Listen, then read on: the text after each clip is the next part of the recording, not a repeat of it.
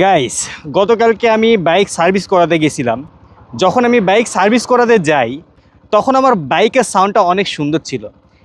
এবং এর আগে আমি যতবারই বাইক সার্ভিস করাইছি ইয়ামাহা সার্ভিস সেন্টার থেকে, আমার বাইকটা খুব সুন্দর তারা সার্ভিস করে দিয়েছে।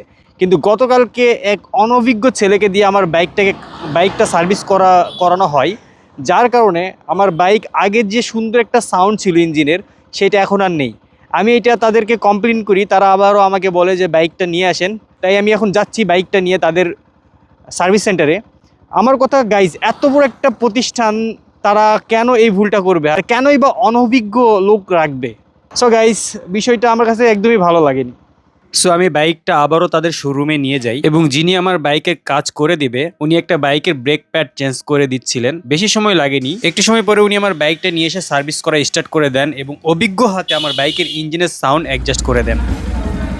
গাইস, এইটা দিয়ে আরপিএম চেক করা হচ্ছে, মানে এখন সব কিছু ডিজিটাল। এই মিটারটা আমি আজকে ফার্স্ট দেখলাম ইয়ামাহা সার্ভিস সেন্টারে। ভাই, আরপিএম কীভাবে মাপবেন একটু ইয়ে করেন দেখি। পিক আপ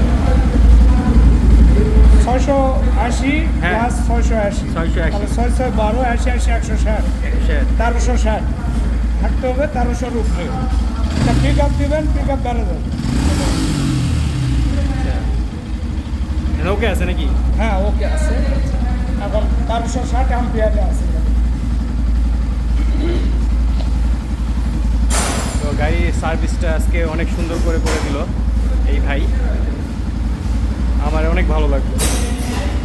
বাইকটা সার্ভিস করানো হয়ে গেলেই আমরা রওনা হয়ে যাই রাজশাহীর দিকে। এই জার্নিটা আমরা অনেক এনজয় করেছি। আপনাদের জন্য অবশ্যই এর ভিডিওটা ব্লগ আকারে আপলোড করা হবে। ভিডিও বানানো খুব সহজ কাজ নয়, তবুও আপনাদের জন্য ভিডিও বানানোর চেষ্টা করে যাচ্ছি। অবশ্যই সাপোর্ট করবেন এবং সঙ্গেই থাকবেন। আপনাদের সাপোর্টই আমাকে সুন্দর সুন্দর ভিডিও করার অনুপ্রেরণা যোগায়। সকলকে অসংখ্য ধন্যবাদ।